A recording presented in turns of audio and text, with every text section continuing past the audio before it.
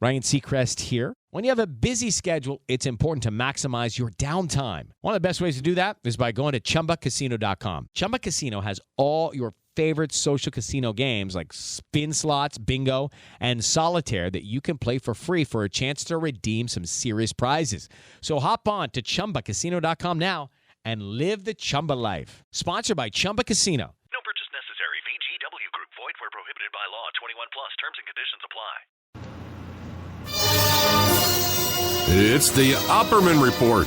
Join digital forensic investigator and PI Ed Opperman for an in-depth discussion of conspiracy theories, strategy of New World Order resistance, high-profile court cases in the news, and interviews with expert guests and authors on these topics and more.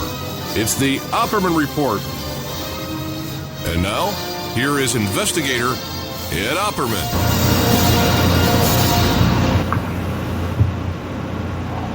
Okay, welcome to the Opperman Report. I'm your host, private investigator Ed Opperman, and this show is brought to you.com.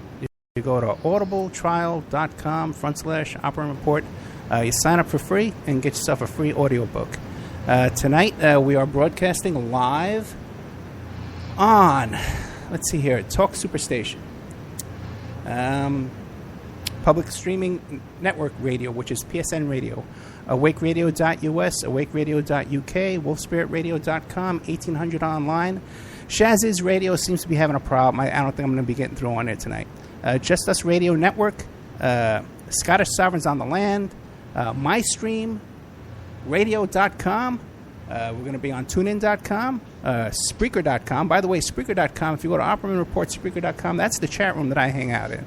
All these stations have great chat rooms, but the one that's for bandwidth, to save bandwidth and stuff like that, I use Spreaker.com. That's where you can get a hold of me in the chat room.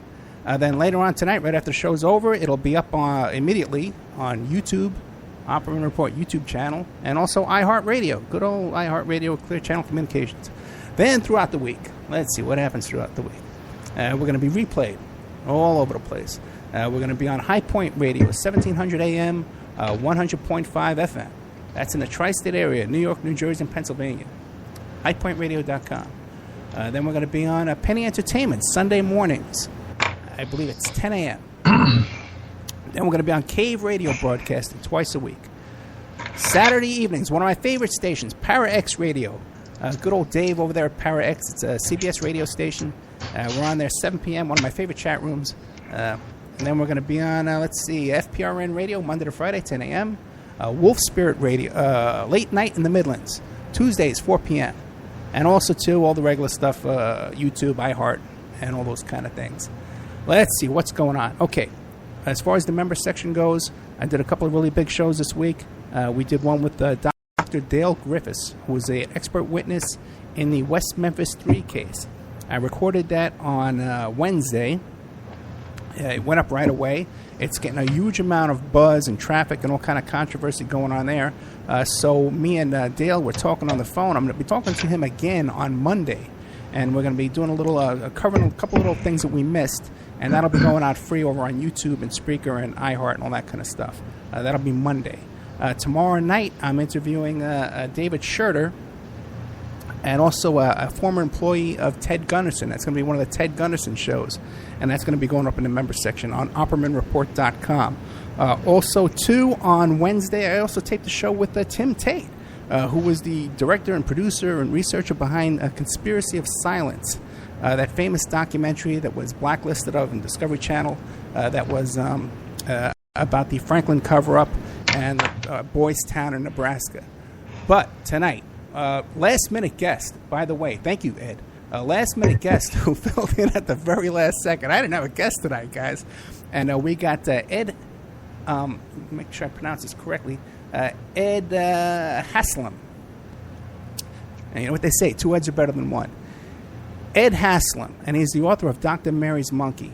And let me tell you something. As soon as I mentioned this on Facebook, that my guest tonight was going to be Dr. Mary's Monkey and Ed Haslam, we got more reaction from this than any other show. The only other time, the second highest rated show before this was the Marilyn Monroe show. So I'm sure everybody's really excited to have him on here. So, Ed, are you there? Yes, I am. Thank you very much. No, thank you. You guys, thank God your producer, your publicist there hit me at the last second. And I said, hey, can we get Ed tomorrow night? And she says, oh, yeah, we can get him. So thank you very much. You're welcome. So tell us about yourself first. Who is Ed Haslam? Well, I grew up in New Orleans, and my father was a professor at Tulane Medical School. And I lived the first 35 years of my life in New Orleans, and I saw and heard a lot of strange things when I was there. One of my father's colleagues was murdered in 1964. She and my father were good friends. They were both professors of orthopedic surgery at Tulane Medical School. And she even came out to the house a couple of times. I sat on her lap as a child. And so when she was murdered, it was sort of big news at home. And that happened in 1964 when I was 13 years old.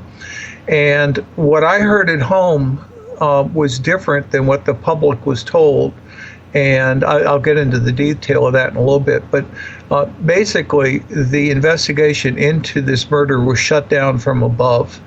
And I'll tell you some follow-up stories on that. But the other thing that was going on in New Orleans in the 1960s was that Jim Garrison was investigating the JFK assassination. And he started that investigation in 1963 and then dropped it for a while and then picked it up again in 66, I think, and it continued until 69. So for many years, it was a nightly news subject on the local TV shows. And I had friends connected to families on both sides of this issue. Some were on Garrison's side and some were on Clay Shaw's side. And so I heard a lot of stuff going on sort of in the back channel that a lot of other people didn't hear. And it all concerned me. It concerned me a lot, and I'll tell you why in a minute. But I even said, the name of my book is Dr. Mary's Monkey, How the Unsolved Murder of a Doctor, a Secret Laboratory in New Orleans, and Cancer-Causing Monkey Viruses are linked to Lee Harvey Oswald, the JFK assassination, and emerging global epidemics. Now, I know that reads like a warning label, but it gives you a pretty good landscape of what I'm going to be talking about here. But the book is first and foremost an investigation into the murder of Dr. Mary Sherman. And it was, I tried to get a friend of mine who is a professional murder investigator for the DA's office to try to get me a copy of the police report. This was in the early 70s or so. And when I finally got back to him, he practically screamed at me on the telephone. He said, "What did you get me into?" He said, "I almost got fired for asking about this murder." And the police report was locked in the chief of police desk, you know. And it wasn't until almost 3 decades after her murder, when the chief of police retired and stuff, they sent the files over to the public library. And I was able to go over to the public library and get the police reports and the autopsy reports and the homicide report and all of the newspaper coverage. And this was an above-the-fold story for over 2 weeks. And then after 2 weeks, they said, "Oops, sorry, we're not going to be able to continue this one. We're going to shut it down." And they just stopped. I mean, like in public, they said, "We're not going to be able to solve this one." And when I got all those documents... Wait, Ed, who said that? The police or the newspapers? The police said it to the newspapers. Okay. How old were you when you started looking into this? Well, I was 13 when Mary was killed. In my teens, in 1967, Jim Garrison gave an interview to Playboy magazine in October of it was published in October of 67. And in that interview, somebody asked him a question about Jack Ruby dying of cancer. He said, "I can't answer that, but I can tell you this, that we found out that David Ferrie, who was his #1 suspect in the JFK assassination, was doing some kind of cancer research project with several doctors, and notice the plural there, several doctors in New Orleans, and that one of these doctors was hacked to death with a butcher's knife and then set on fire. Okay, right. So this was in 1967, and so in 1967 I was 16 years old. So I read that article, and I, at school was told that they were messing around with cancer-causing monkey viruses, and I went and asked my mother about it because my mother knew Mary, and she said, "Oh yes, everybody down in the medical school was talking about it," and so this story sort of swirled around me since I was a child. Okay, I mean, I must have been 9 years old when I sat on Mary's lap when she came out to the house. And so I've had the pieces of the puzzle for years and years. And then I always, having seen what I saw and heard what I heard in New Orleans, I used to tell people, I said, look, nobody's ever going to understand what happened here until some iconoclastic movie maker comes out with a 2-hour film that explains it, okay, which Oliver Stone finally did. And after he did that, I said, I need to go back and look at this Mary Sherman murder, because, I had heard things that it was connected with Oswald and all this other stuff, but I didn't have any of the facts, the documents, the details. And it was when I got all those documents I just described to you, the autopsy report, precinct report, homicide department, and I put them in 2 piles on my kitchen table. One pile was the official documents, and the other was the press coverage. And when I read the 2 piles, I realized the press never told the public what really happened to Mary Sherman. They said an intruder broke into her apartment, stabbed her 7 or 8 times, and set her body on fire. They did not tell the public that Mary Sherman's entire right arm and rib cage, from her neck down to her hip, were disintegrated. Not kind of burned, disintegrated, not there. The cops on the scene in the precinct report said they could stand there and look at the body and see the internal organs of the body because the rib cage was gone. Now, you got any idea how much heat that takes? Yeah, enormous. It's enormous. And then right next to that burn, her entire right arm's gone. Okay, there's about a 6-inch carbonized stump coming out of her shoulder, and the rib cage is gone. And right next to that is her unburned hair. And the rest of the body's fine, except for some puncture wounds in it. And then the guy that does the autopsy says somebody stabbed her in the heart, and the heart was still beating at the time because there's 1,200 cc's of blood in the pericardium sac. That means she was alive when she was stabbed in the heart. And then there are these 7 other wounds on her, including a wound to her liver, which did not bleed, or hemorrhage, if you want to use the medical jargon. And the point of that is you don't bleed when you're dead.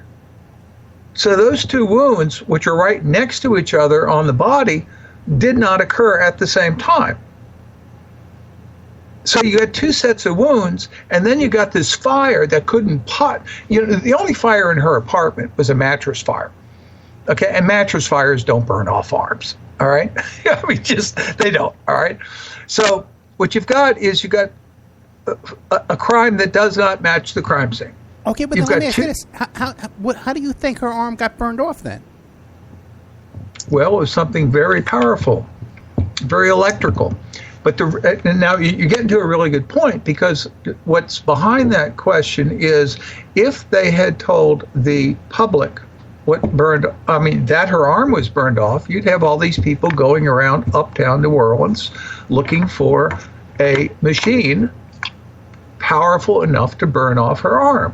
Now, there's only two things that can do that. Well, one's electricity and the other's radiation, okay? And the question is, you start to say, well, who is this woman? And where could she possibly have been working with a machine that was powerful enough to burn off her arm. Now remember, the hair on her head is not burned, right? Okay. And normally when you get electrocuted with something like that, the electricity travels to the ground, right? So the feet blow off frequently, but her feet are fine. But she's one quarter of her body is disintegrated, right? Now you look at the photos from her bedroom where they found her body, and nothing's on fire. I mean, the curtains next to her bed aren't on fire. The books next to her bed aren't burned. The furniture in the room is not burned. The rug is not burned. The only thing that was on fire in her room was the mattress, and nobody on the scene even reported seeing a flame. Now, I promise you, a mattress fire is way below temperature because that's why there's no flames. There's not enough oxygen in there and stuff. And if there had been anything in her apartment powerful enough to burn off her arm, it would have burned other things, because you're talking about 5,000 degrees there to vaporize a bone. All right. I mean, what happens is at that point with electricity, high voltage electrocutions do this, right? They explode the water in the bones. And I've got photos on my website, by the way, which is drmarysmonkey.com, but you spell it Dr. D-O-C-T-O-R. I got photos on there from other electrocutions showing very similar damage, where people's arms were blown off when they were trying to steal copper wire from an electrical distribution facility. But we also have Mary's photos there. If anybody wants to see these pictures I'm talking about, just go to drmarysmonkey.com, spell out doctor. And right there on the page you land on, at the top of the page, it says, "See why we call this the hottest cold case in America." Click on that, and you will see the crime scene photos. It took me years to locate.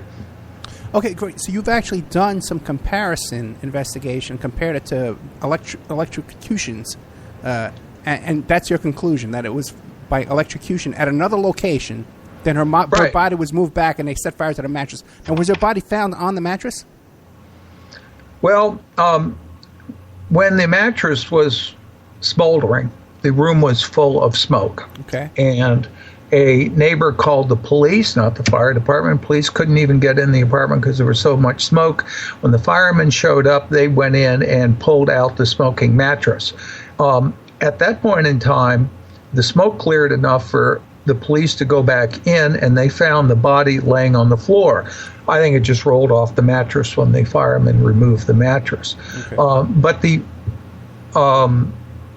body was what you call upside down. The feet were up by the headboard, and it was, despite being rolled off the mattress and everything else, if this had been recently dead, her limbs would have been flopping all over the place. But her left arm was stiff and stretched out. Her legs were stiff and stretched out, all like she had been dead for several hours, and rigor mortis had started to set in.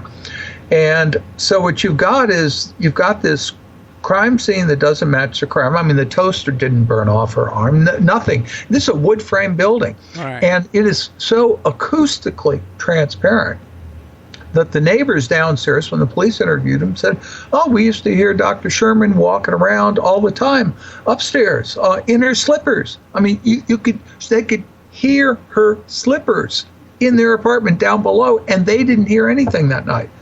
So there obviously was not an act of violence in her room, because the neighbors would have heard it. Right. But wouldn't they have heard a couple of guys bringing his body in and dropping it down? Wouldn't they have heard that as well?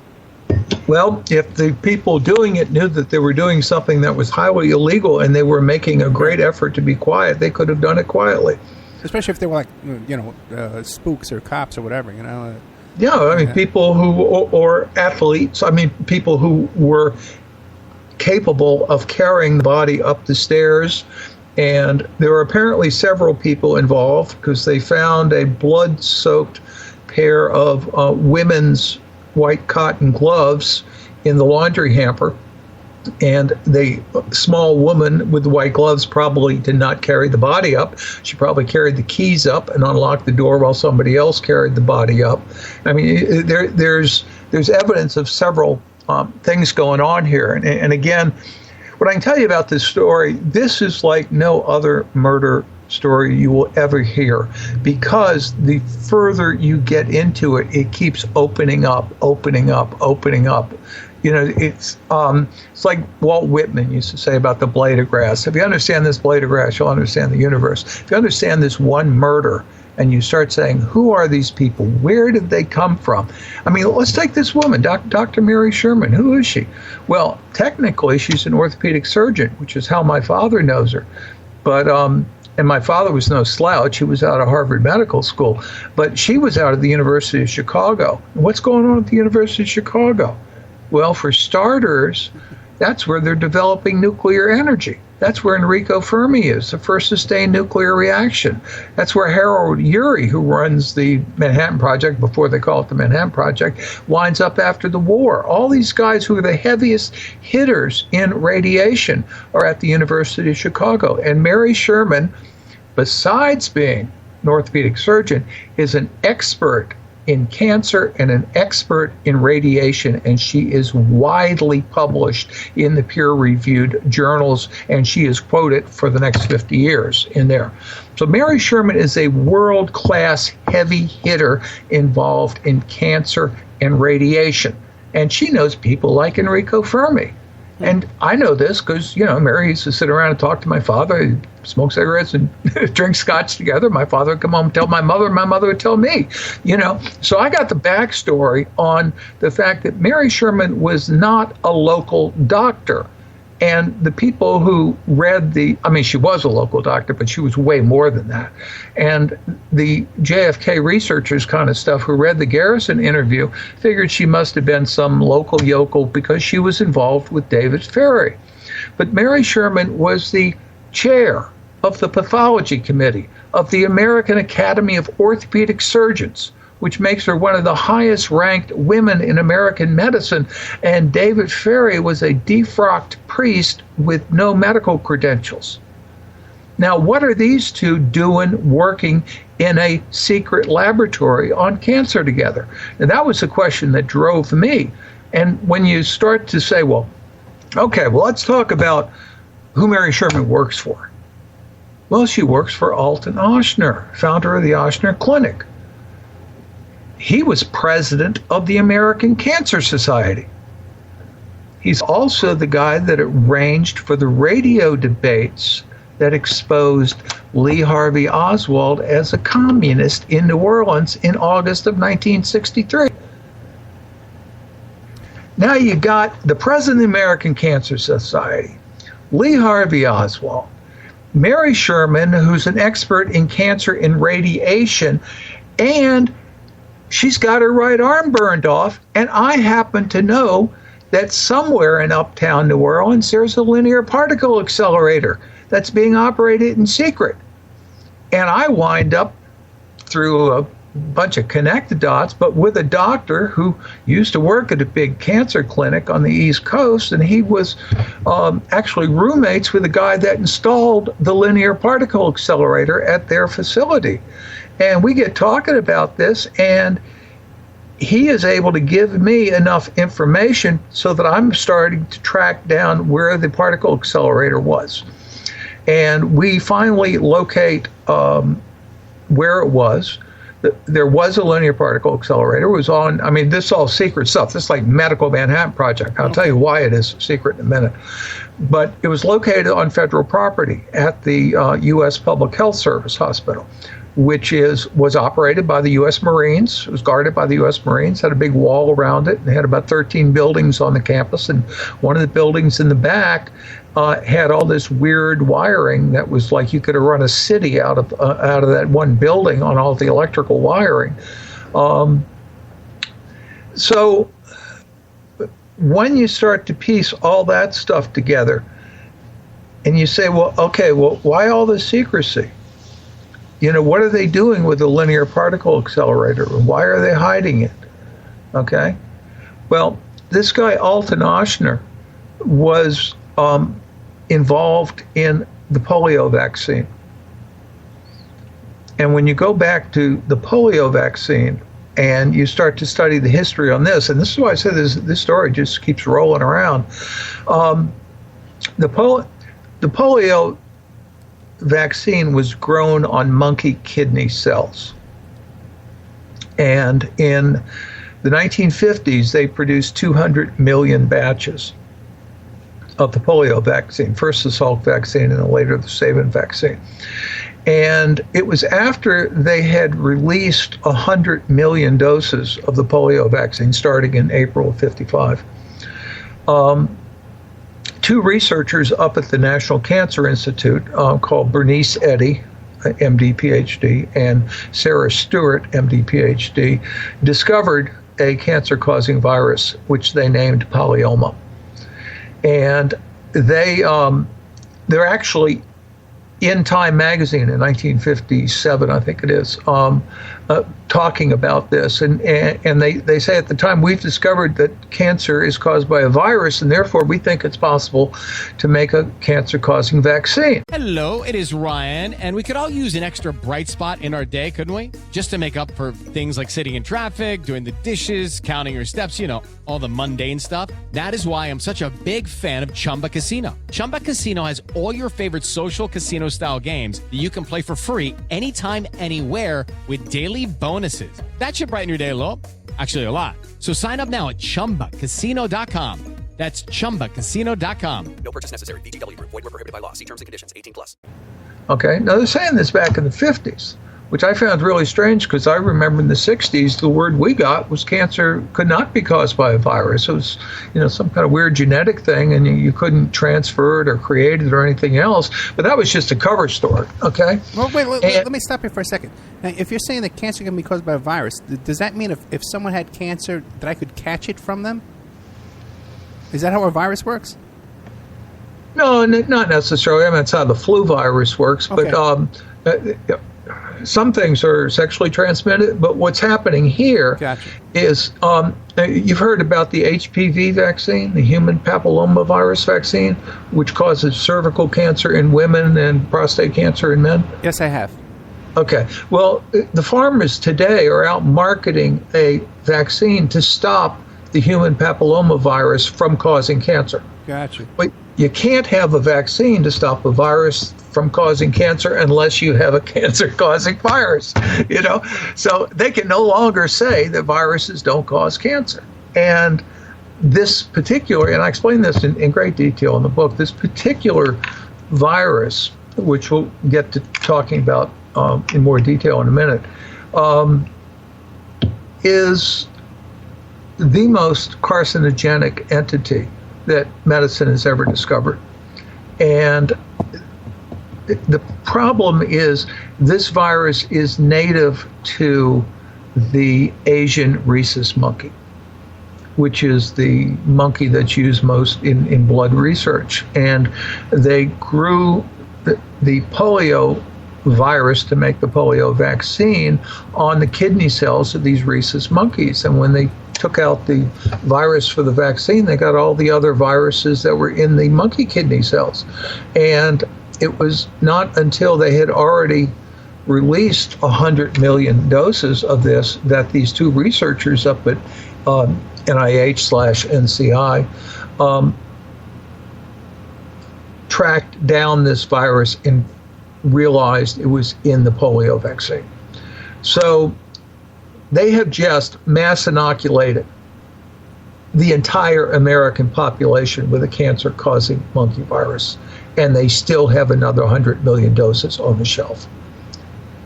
And I'm saying to you very clearly and to your audience that the polio vaccines from 1955 to 1963 were contaminated with a cancer-causing monkey viruses.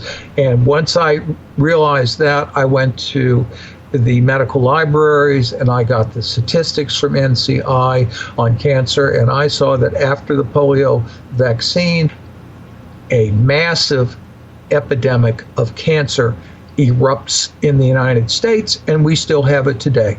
I mean, we went from, 10 out of 100,000 people to 1 out of 3 going to get cancer during their lifetime. And so we are experiencing a cancer epidemic of massive proportions today. And I think the data very clearly shows that it happens right after the polio vaccine is distributed. Now, do you think that happened by accident? I prefer to say that it did. I think there were hasty public health decisions being made. They should have gone much slower. They should have been much more careful, but there was a reason that they weren't. And, you have to ask the next logical question. I mean, these questions are so simple and so obvious. It's amazing nobody's ever asked them and talked about them. The question is, why did we have a polio epidemic in the first place? And when did it start? Yeah. Okay. Well, everybody remembers the hysteria about polio as being a 1950s phenomenon, where in fact, you go back to the beginning of the 20th century, there were always 3,000 or 4,000 cases of polio around. That's a very small number of cases in medicine, okay? And you get to 1942, there's 4,000 cases. 1943, it jumps to over 10,000, goes to 20,000, goes to 30,000, goes to 40,000, goes to 50,000. So we wind up with, by the end of the 1950s, there are 55,000 cases of polio. That's 125 kids a day getting polio. And you have all this hysteria. You got people going around in armbands, collecting money for polio, and it's all over the newspapers, and everybody's screaming, vaccine, vaccine, bring us that vaccine. Well, what happened in 1942? They introduced antibiotics. So let's ask the question that nobody's ever dared ask. Was the polio epidemic the result of the introduction of antibiotics? I think it was, and I can explain the mechanisms on it if you want to get into the medicine on it. But the point is, the pharmas knew they had a problem. I mean, antibiotics, you could take somebody with syphilis or gonorrhea and inject them with something and they're cured, okay? Yeah. Pneumonia, all those things. I mean, it was an amazing miracle drug, if you will, the original penicillin that Fleming came up with. But the problem was it had some side effects. And one of the things that happens, the reason why they give you antibiotics in the first place is they kill bacteria. But not all bacteria is bad. Some of it's good. Your body needs some of that bacteria, particularly in the intestines and stuff. And what the bacteria in the intestines does is it sits around and eats fungus. Well, if you don't have that bacteria, then the fungus takes over. And the fungus starts eating its way through the intestinal wall. And then all of a sudden, stuff that's in the intestines that's not supposed to be in the bloodstream gets in the bloodstream. Now, what they didn't want to tell you about polio is 99.9% of the people exposed to the polio virus do not get polio. I mean, it's less than 1/10 of 1%. It's more like 1/100th of 1%. And the question is, why does that very small group of people, I mean, normally the virus goes in the mouth, through the intestines, out the bottom, and doesn't cause disease. But why does it cause disease in that 1/10 of 1%? Because it's getting through the intestinal wall into the blood supply. And once it's in the blood supply, it goes up to the brainstem and it starts eating the brainstem. And that's what kills and cripples. Okay? So that's why when you start killing the good intestinal bacteria with the penicillin and the other stuff starts taking over, you get this imbalance that's leading to the ability for the polio vaccine to get into the bloodstream and get up to the brainstem and eat the brain, okay? And that is what's causing the epidemic. So the pharmas, who are the richest corporations in America, all right, they have to do one of two things. They either have to warn the public and greatly restrict the use of antibiotics to the syphilis, gonorrhea, pneumonia kind of things, or they have to push for a vaccine. And frankly, the money's on the side of the vaccine, because the money will not only the vaccine will not only protect their antibiotic business, but they'll make even more money off of the vaccines. And so while I think it was hasty public health, I don't think it was population control. I think once they realized what the problem was, and I've been in corporate boardrooms with big corporations, I know how the decisions are made. It's all made according to the money. And I think that's what happened. And that's why you see so much hysteria. I mean, I remember that this doctor who came out to our house the night that Mary Sherman came over, he was the president of the Royal Academy of Orthopedic Surgeons in England. And the question I heard him ask my father is, he said, I just don't understand why the Americans are so hysterical about polio. Polio's been around for years. And the Norwegians and the Swedes, the Scandinavians, didn't want anything to do with the vaccine. Initially, they said, we don't understand why you're so freaked out about this one disease. Yeah, I mean, it's a disease, and it kills and cripples a couple of kids each year, but it's not a global pandemic like the plague or something. Why are you all so hysterical about it? And that's the answer to that. Because now when we look back, me, I'm 53 years old, 52 years old. You look back, you think polio was like like this huge crippling disease for everyone, right? People like 1 out of 10 people had polio, you think. And that this polio vaccine was the greatest thing to mankind. Well, what I will say is that we got back 20 cases of cancer for every 1 case of polio.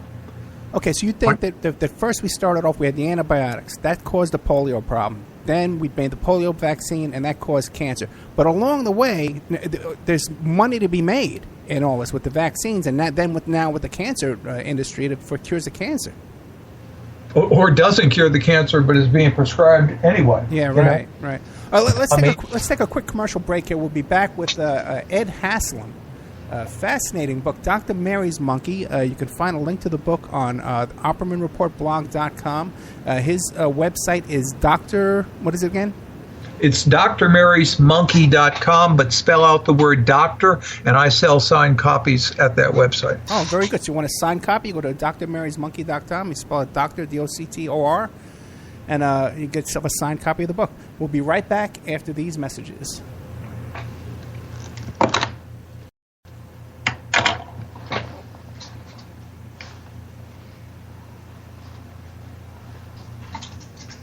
And now, a word from our sponsors.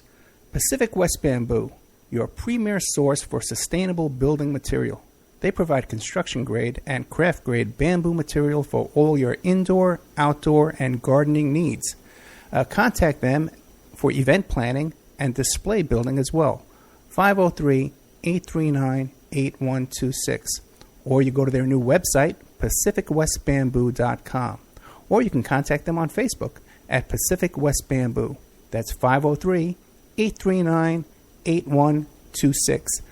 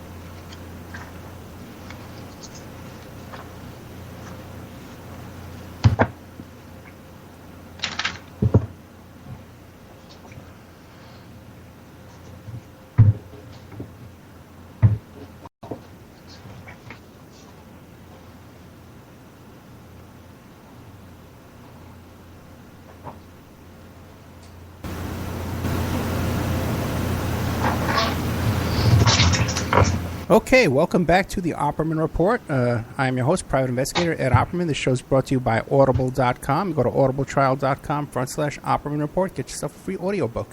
We are here tonight with Ed Haslam, the author of Dr. Mary's Monkey. Fascinating story. And it's causing we got a lot of activity in the chat room as well, a lot of questions. I have a couple of questions for you. By the way, you can get a copy of his book on my blog, too, as well, theoppermanreport.com, where we have a link to the Amazon book. But if you want it signed, you go straight to his website there. Hey, Ed, before we get to your questions, let me just make a plug for Audible here for a moment, because the book is in audiobook, okay? And it's available on Amazon and through Audible and anywhere else you get those audiobooks. So it's not only a hard copy and a soft copy in print, but it's also an audiobook. So great. You can get a free book tonight, guys. And just sign up to audible.com. Get a free book. Now, I want to back up just a little bit, okay? Now, you were talking about this particle accelerator. What is that thing called again? It's a linear particle accelerator. It's like a poor man's atom smasher. They were developed originally in the 1930s, and they were developed by High Voltage Engineering out of MIT, which was, you remember the Van de Graaff generator? Well, Dr. Van de Graaff founded High Voltage Engineering, and they're the people that built the one in New Orleans. But I had just made the point about the contamination of the polio vaccine. And put yourself in the position of the leaders of American medicine and the FDA and the pharmaceuticals. They know that the polio vaccine is contaminated with a cancer-causing virus. They know this by 1959. The question is, what did they do once they knew? Well, we're talking about the biggest mistake in the history of government. 100 million people, mostly children, inoculated with a cancer-causing virus. So what do? Well, you do two things. You stamp it secret, national security secret, because you don't want anybody talking about it, because you're afraid you're going to get lynched. And secondly, you get really busy trying to find a vaccine, something to stop the virus. Well, they had the polio experience under their belts at that point in time, and they knew that there were three flavors of polio. I'm going to call them heavy, medium, and light. But this virus that they found in the polio vaccine was called SV40, which stands for simian virus 40. Simian is the technical word for monkey, so that's really monkey virus number 40. And they have one flavor of it, and it's heavy, and it's bad. And so in order to get a vaccine like they did with Sabin, I got to go back into the polio vaccine for a second. Salk said, there's three flavors, heavy, medium, light. Heavy's the only one that kills, so drowned heavy in formaldehyde. You'll kill it, and you inject people with the dead virus, and they'll get the immunity from that. Well, it backfires. Most people don't know this. Salk got his vaccine pulled off the market 3 weeks after launch. I mean, it's like one of those rockets that blew up on the launch pad. And they had no polio vaccine for about 6 months, and then they came back with a Sabin vaccine. And Sabin said, don't mess with polio heavy. I mean, it's dangerous. Just use polio light, because it causes the same immune response but doesn't kill and cripple. So in Sabin's vaccine, which eventually became the sugar cube vaccine, they use polio light. Well, when they come to SV40, the most carcinogenic entity anybody's ever found, they don't have SV40 light. They only have SV40 heavy. So what they're going to do is try to get it to mutate into a lighter strain that they can use for a vaccine. And how do you get things to mutate? With radiation. That's where the linear particle accelerator comes in. And that's why they set up this A-team down in New Orleans, because this thing is right down the street from Alton Oshner's house. Alton Oshner's president of the American Cancer Society. On his staff is one of the nation's leading experts in radiation in medicine and an expert in cancer. They set this team up on federal government property, because if they get busted, they want to say we're doing this for the government. But let me ask you this. Do you think this device, this particle accelerator, was used as a weapon to kill your friend? Or was this an accident? Well, it's hard to say if the accident was accidental or not. All right? I mean, I call it an industrial accident, but the question is, was it accident or was it sabotage?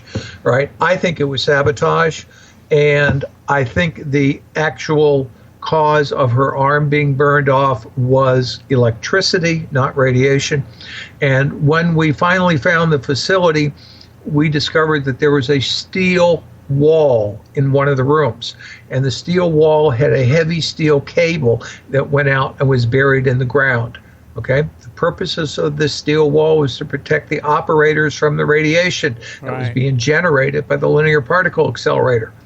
However, when they booby-trapped it, all of the electricity from this 5 million volt machine, 5 million watt machine or whatever it is, went straight back into Mary Sherman's arm and jumped out her back into the steel wall. She was standing in front of the steel wall, which is why the electricity did not go down to her feet. Her feet are fine. It went from the handle that you use to turn on the circuitry up her arm and out the back of her rib cage into this wall. And that is what this was a medical Manhattan Project. This was the most secret thing in American medicine, because they were doing stuff that was dangerous and unethical, and they were doing it for a pretty good reason, but they didn't want to tell anybody, why are we mutating monkey viruses? Because the answer is because we just mass inoculated 100 million of your children with a cancer-causing virus. I mean, you can see how well that would play, you know? Yeah. So this facility, and we've got pictures of the facility in the book. I've got all the graphs of the epidemic I was talking about. I got the cancer statistics from NCI in the appendix. We've got the crime scene photos. We've got, you know, a photo of the building. The stuff was in. I mean, that building today, I mean, we're in 2015. That building still has an orange fence around it. Every other 12 buildings on the facility are fine. In fact, they're building new buildings there. But this one building, going back to 1964, still has an orange fence around it after they removed the particle accelerator. But they didn't bother to remove the steel wall and all the weird wiring and all that other stuff. And, you know, I've been to New Orleans, and I've spoken with the homicide detectives, and I've talked to the city council people. And I say, you know, this is the crime scene. You have never investigated the crime scene. You did all the stuff back in Mary Sherman's apartment, but that's just where they dropped the body, because they didn't want to call the ambulances and the fire trucks and everything else to the secret laboratory. They needed to maintain its secrecy, which I find interesting, because I now have a memo from J. Edgar Hoover telling his agents not to investigate the Mary Sherman murder.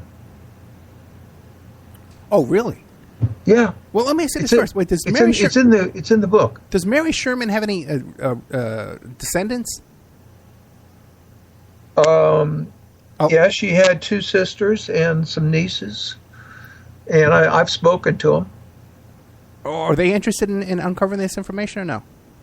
Well, I was happy to tell them that, you know, because the rumor mill said that, oh, Mary Sherman must have been a lesbian, and a lesbian must have broken into her apartment and stabbed her, and that they probably tortured her, and there was heavy drugs found in her blood supply, and she was naked at the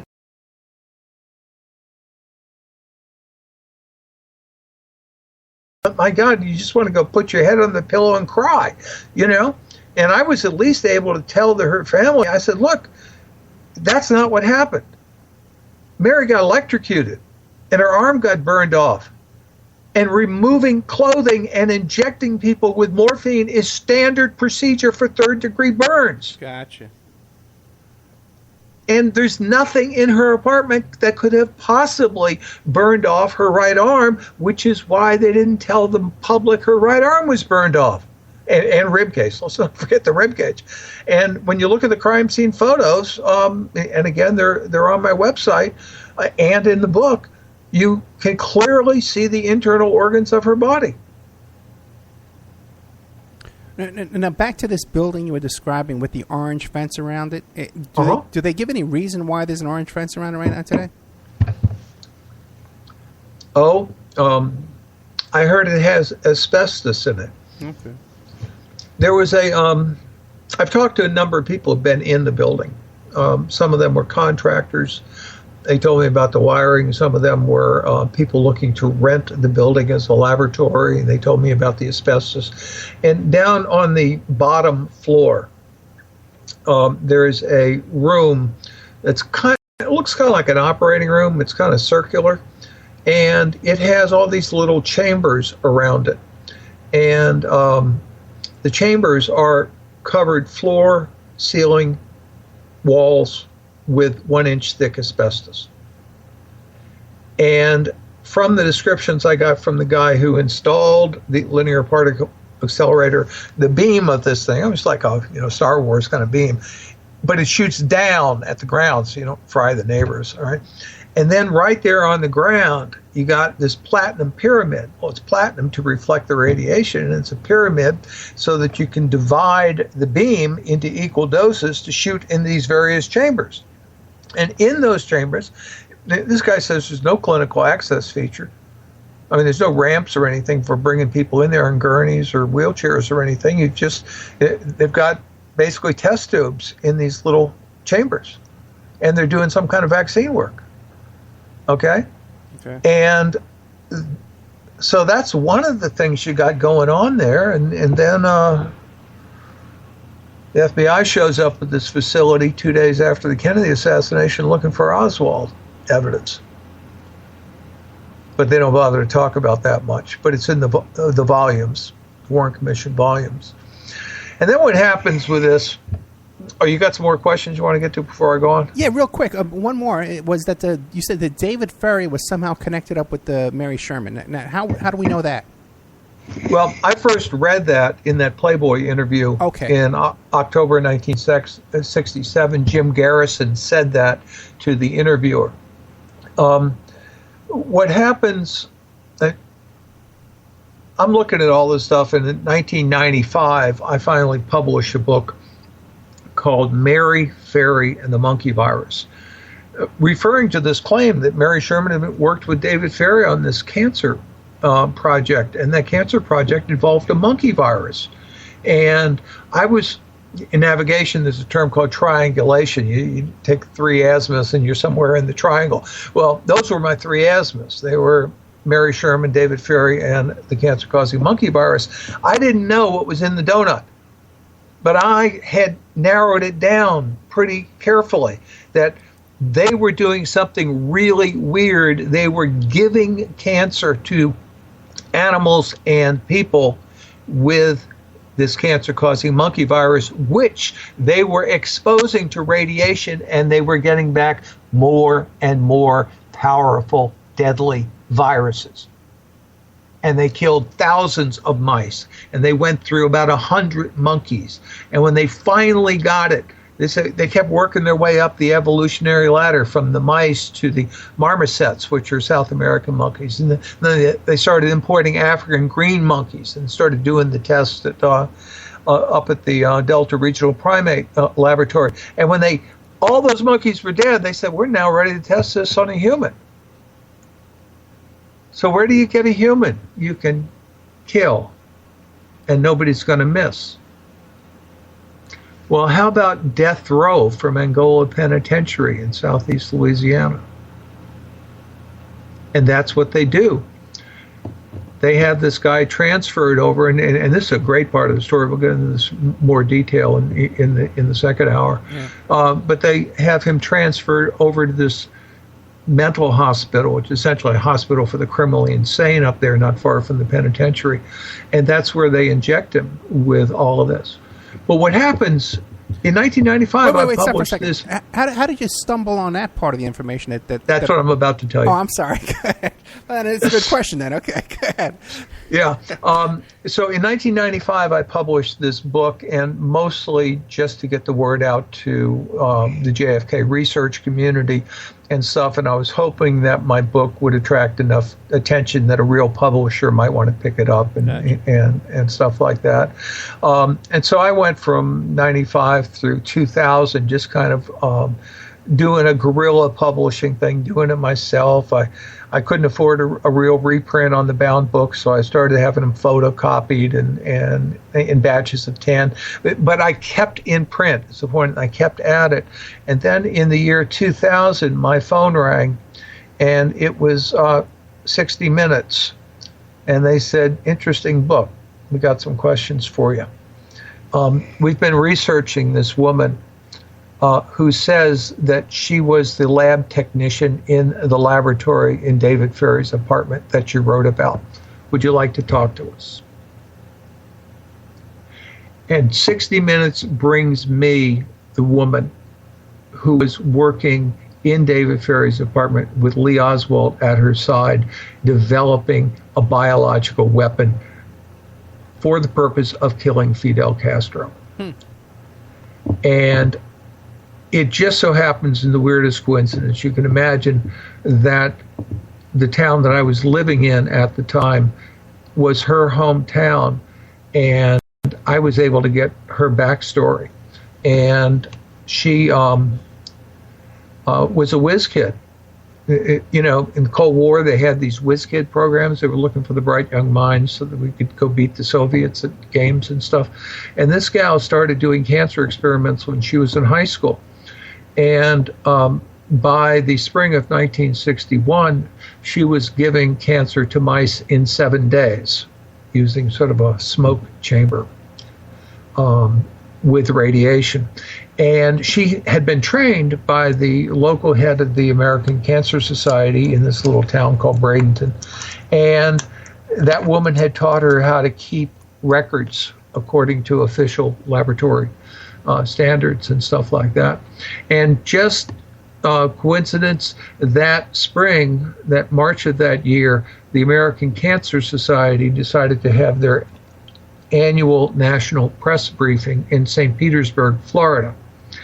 And this gal, who was a senior in high school at the time, decides to crash the press briefing armed with her high school press pass. And she gets in there, and you know, everybody in the room's a 50-year-old guy in a baggy gray suit, and there's this one pretty teenager in there, and they say, who is she? What's she doing here? And they're getting ready to kick her out, and some woman at the head table says, wait a second, there's got to be a reason she's here. You know, let's ask her, okay? And she said, I got this research I need to tell you all about. And they decide to let her stay, and they invite her to lunch, and she sits there at lunch with the head of research of the American Cancer Society, and she shows him her notes and says, I'm giving cancer to mice in 7 days. And he looks at her and says, young lady, are you serious? Nobody is giving cancer to mice in 7 days. I mean, not NCI, you know, nobody, okay? And she says, well, I'm doing it, and my laboratory's about half hour from here, and if you want to come see it, I'll show you my lab and show you everything. And so this guy goes and picks up the telephone and calls Alton Ochsner and says, Alton, get down here. There's somebody I need you to meet. And Alton Ochsner shows up in 2 days, and he's got this other old guy in a baggy gray suit with him.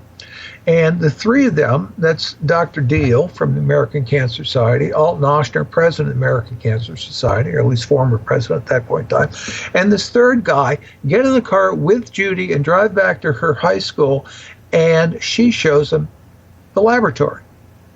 And they look through her notes, and I'm saying, Judy, who's the third guy? She said, oh, his name was Urey, and he was from the University of Chicago. Well, that's Harold Urey. He ran war sciences at Columbia during World War II. I mean, he's the heaviest guy in American science, right? Wait, and this high school kid had her He's own the guy lab? that brings Oppenheimer into the bomb project. You know, we got to take a break, but my question to you is, this was a high school kid that had her own lab? That's right, and Okay. I've got all the newspaper articles about it. Okay, we got to take a break. We'll be right back after this with more of Ed Haslam, Dr. Mary's Monkey.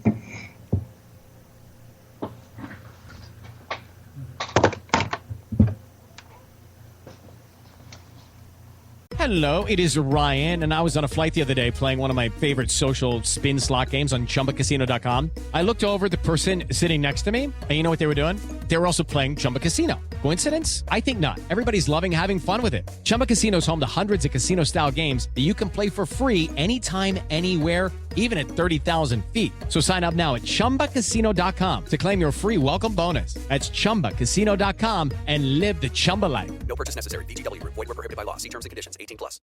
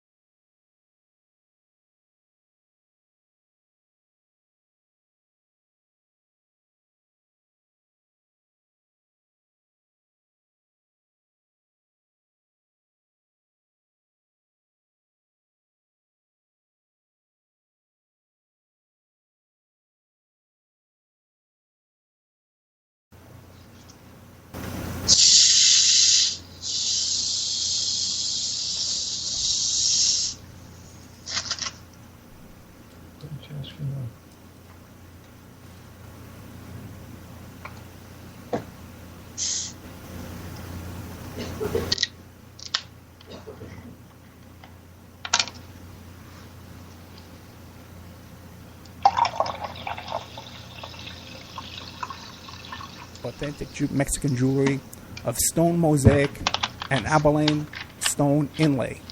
In their first book, titled New World Mexican Women, available on lulu.com, they teach you how to make this jewelry, and they have a collection of love letters to their men from their hometown that have immigrated to the United States to find work.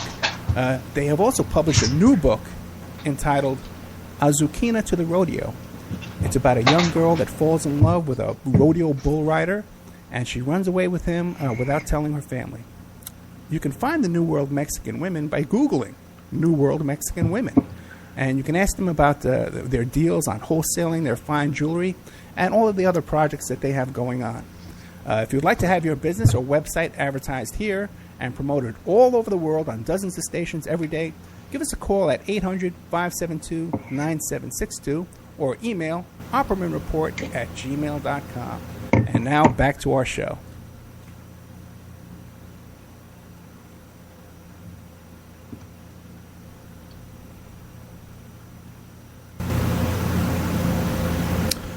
Welcome back to the Opperman Report. I am your host, Private Investigator Ed Opperman.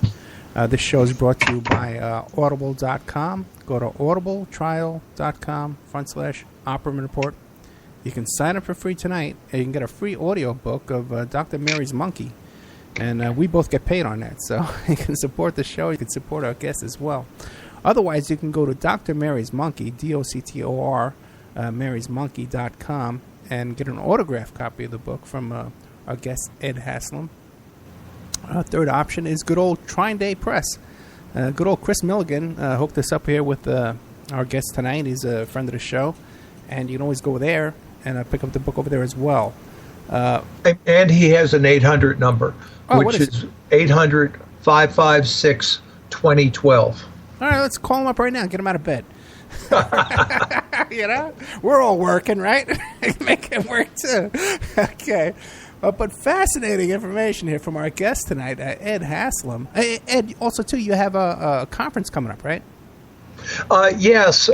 We're about to get into this Oswald subject here in the next hour, and that's the reason for talking about the conference, because Oswald is connected with all this stuff, and we're doing a conference on Oswald in New Orleans in October 15th through 18th. October 18th is Lee Oswald's birthday, so we're going there to celebrate his birthday, because we all think that he was something other than what you've been told he was, and we're trying to draw attention to that. And that will become evident in the next hour as I start talking about this more. Well, real quick, where is the conference going to be?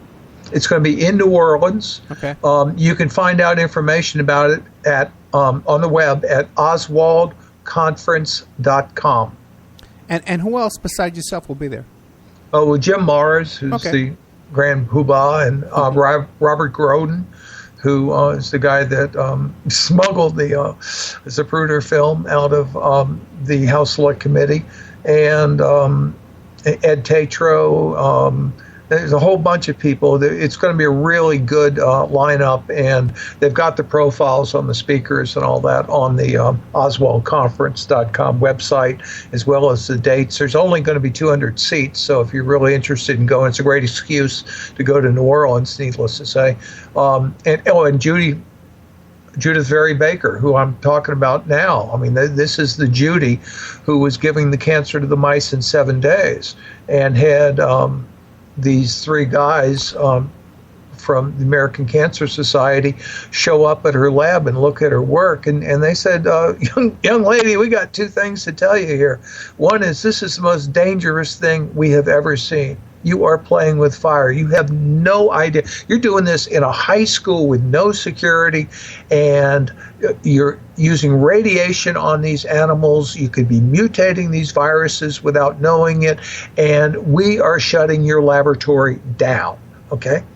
So that's Judy Baker from the book Me and Lee, or Lee and Me. That's right. Yeah. And the first third of Me and Lee is about her time in Bradenton when she's doing all these experiments in high school, and who she is and where she's coming from, why she's doing them, who's helping her. She's got all the detail in there. And the second thing they say is, you're coming with us, because we now have a high school person with no credentials, no funding, that's outperforming the National Cancer Institute. Nobody would even believe she could be doing this. We've got an asset we can use for the research that needs to be done that we don't want to tell the public we're doing. And when you say we, who's that, CIA? No, the Cancer. head of the medical thing, the cancer people. Okay. I mean, Ochsner and Deal are the guys that get the government to put the warning labels on the cigarettes.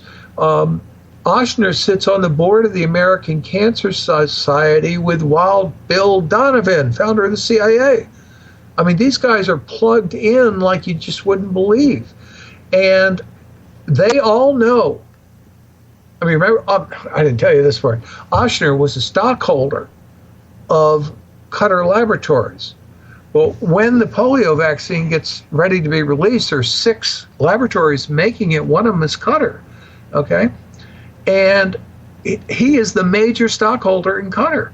And at the last minute, they hand the polio vaccine. They have this big press conference up at Ann Arbor, University of Michigan, in April of '55, and then they hand the batches to be tested to Bernice Eddy, who's the head vaccine safety tester for the National Institutes of Health, and tell her to approve it. Okay, so she goes back to her labs, injects her monkeys with this stuff, and she gets back dead and crippled monkeys. And she said, look, there's a problem here. She said, I don't know what the problem is yet, but this stuff is giving polio to these monkeys. And the good news is it's only with one batch. It's with this batch from Cutter Laboratories.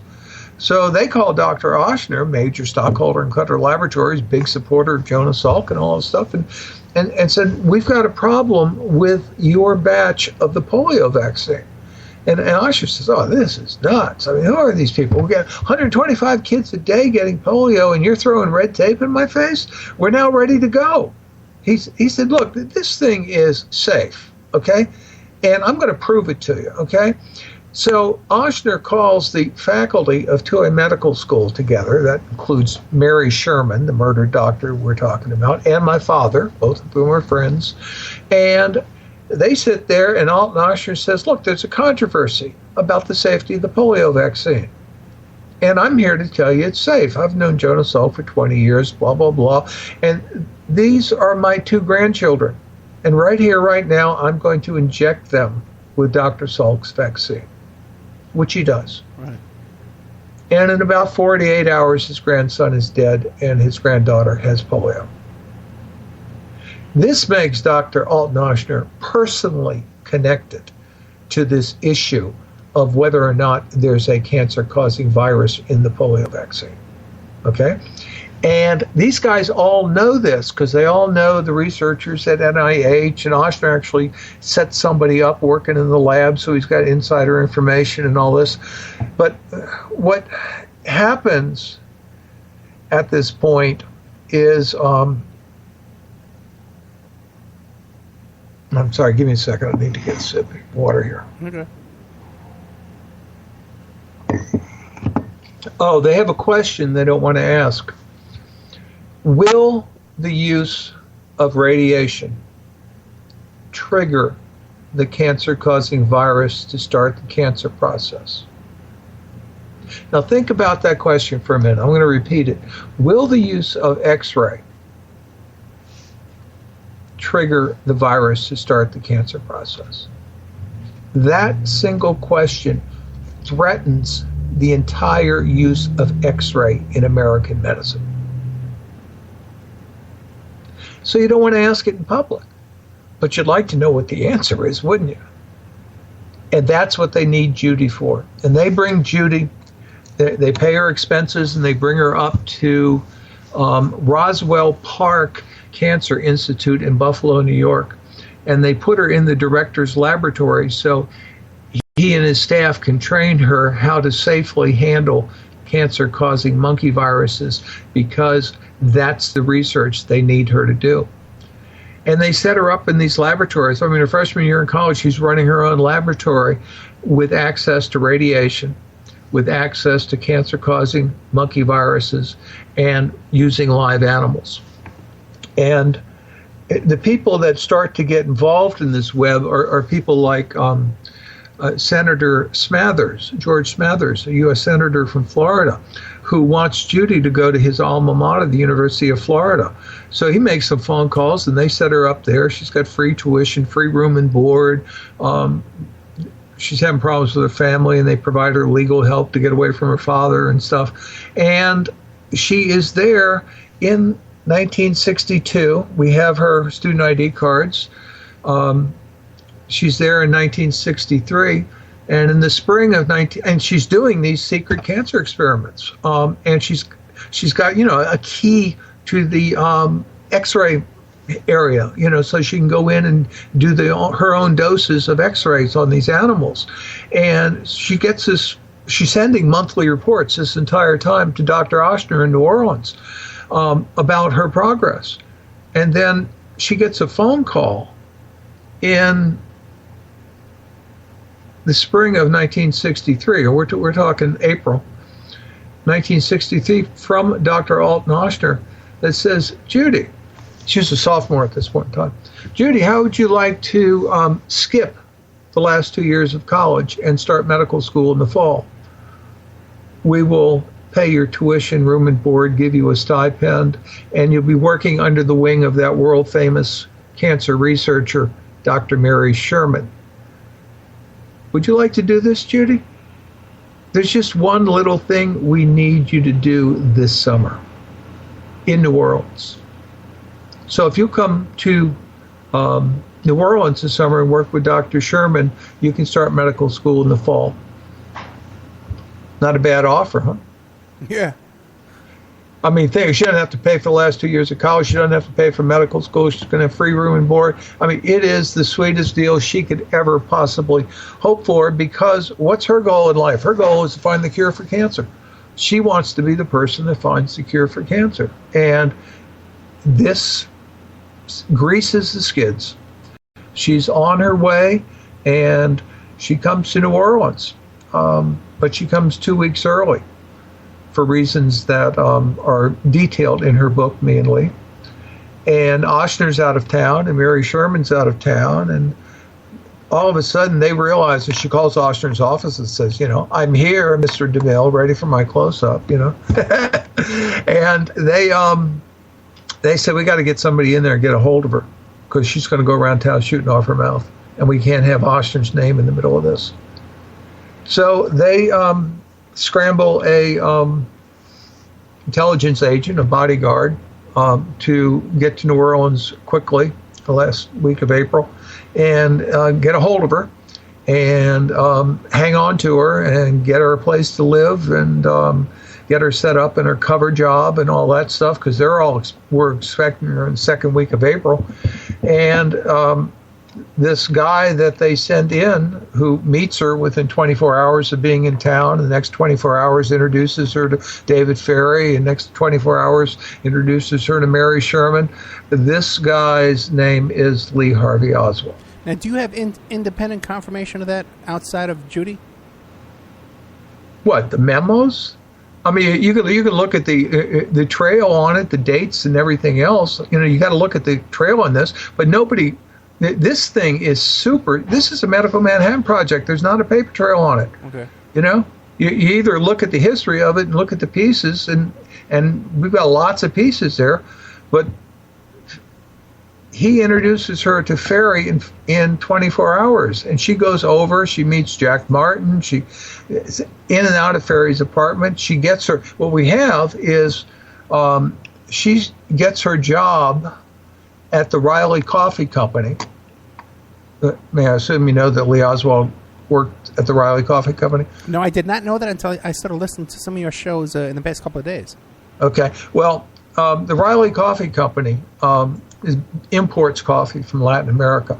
Lee Oswald starts working on on May 10th, 1963. Judy Very starts working there on May 10th, 1963.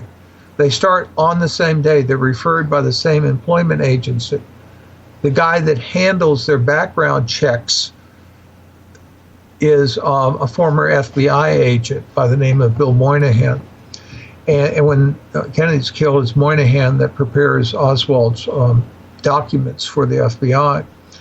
But the thing is that the Riley Coffee Company is owned by the Riley family, okay?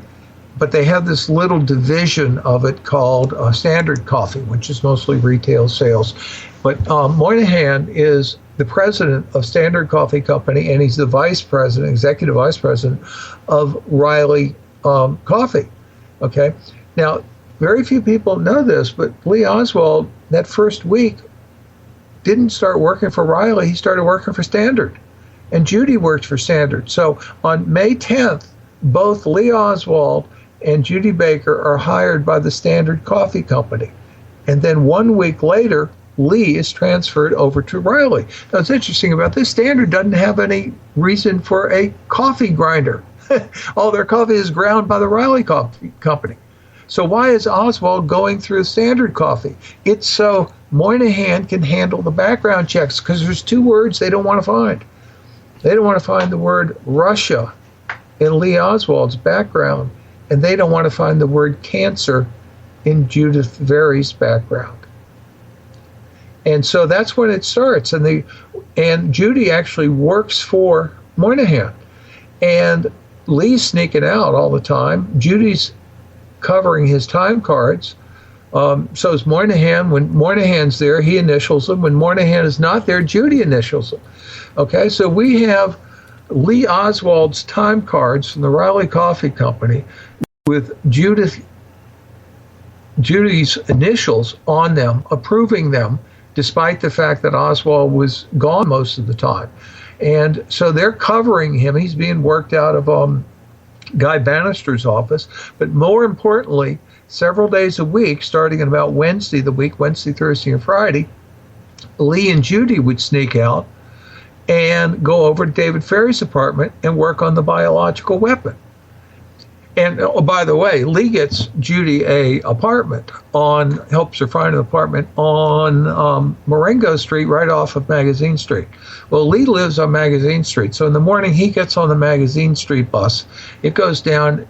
Judy gets on the same bus around Marengo Street or Constantinople, and then they go down, and the bus stops in front of the Riley Coffee Company, and they get off. All right, so we've got this,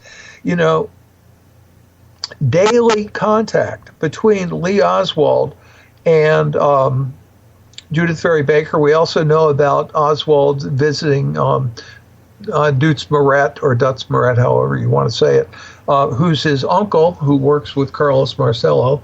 And we've got, witnesses who double dated with Judy and Lee, even though, Lee was married, but his wife wasn't there most of the time. And when she was there, she was at home taking care of the babies, or baby in the single at the time. And that person is Anna Lewis, and there's a video of Anna Lewis posted on my website, drmarysmonkey.com, but spell out doctor. Just go into the main page of the website, and you're looking for the witness to the witness, and there's a big long video of Judith Ferry Baker there too. So all this, there's about 15 hours of videos on my website, but the critical ones that relate to this story are the ones I just pointed out to, because they're eyewitnesses who were there and were in face-to-face daily contact with Lee Oswald.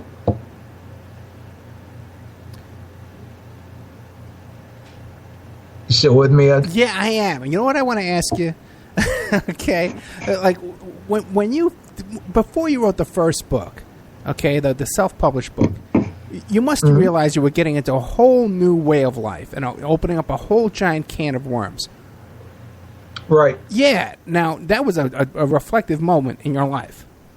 Yeah, you have to get to a go, no-go decision there. Yeah, so how'd that come about? Well, when I realized the contamination of the polio vaccine, and then I found the evidence from NCI about the epidemic erupting after the polio vaccine, I realized the dimensions of the problem. Right. And I just said, I wasn't at Iwo Jima. I didn't go to Vietnam. This is what I need to do for my country, is bring this story forward. And, I may get killed doing it, but a lot of other people have gotten killed doing what they needed to do. So I just decided to push the button and do it. And I was very careful. I've always been careful about how I handle myself in public and in my own private spaces. And I have been and I was very sort of slow when I started out, but the people, like Jim Mars wrote the foreword to my book, so it took the JFK assassination research community a while to figure out who I was. When they did, they realized I had not fallen off the watermelon truck. I was not nuts. I had tons of evidence to support what I was saying. And then we get Judy Very, who's now married, named Judith Very Baker. She comes to New Orleans, and she's working with Mary Sherman. And Lee Oswald is part of the operation, and it's being run out of David Ferry's apartment. So what's happening is they have set up this little circle of laboratories in uptown New Orleans. They take mice, right, and they inject them with this. Now, these stuff. laboratories were run out of apartments or offices? What? Safe houses. Homes, apartments. Yeah, safe houses, right? David Ferry's apartment, and there was a house across the street. And this is explained in my book, but my girlfriend actually rented this apartment at one point in time. Right. And that was the mouse house. That was where they had the 5,000 mice in cages. and or 2,000 or whatever the number was. I mean, thousands of mice, right? But they were in cages in this mouse house, which was very close to David Ferry's apartment. There were these two Cuban kids, guys in their young 20s, early 20s, that lived upstairs, and they would go down and select the mice with the biggest tumors. You know, you can see a mouse has tumors as big as the mouse, you know, and they take a number of these, like 50 of them, and put them in a big cardboard box, and they'd walk them over to David Ferry's apartment, come up the back street, come up the back stairs, and when Judy and Lee would get there, they would use formalin or formaldehyde, and they would kill the mice. They would dissect them. They would cut out the tumors. They would put the tumors in a blender. They'd make a puree out of the tumors. They'd filter out the biomass, so you've got liquid left. They'd put that into test tubes. Judy would label all the test tubes, make microscopic slides, put everything into a lunchbox, clean up the David Ferry's kitchen to laboratory standards, hide all the equipment, and then Judy would take the lunchbox, go get on the Louisiana Avenue bus, take it up to St. Charles Avenue where Mary Sherman lived. She had a key to Mary Sherman's apartment. She'd let herself in, sit there and read and wait for Mary Sherman to come home and talk to her about the experiments.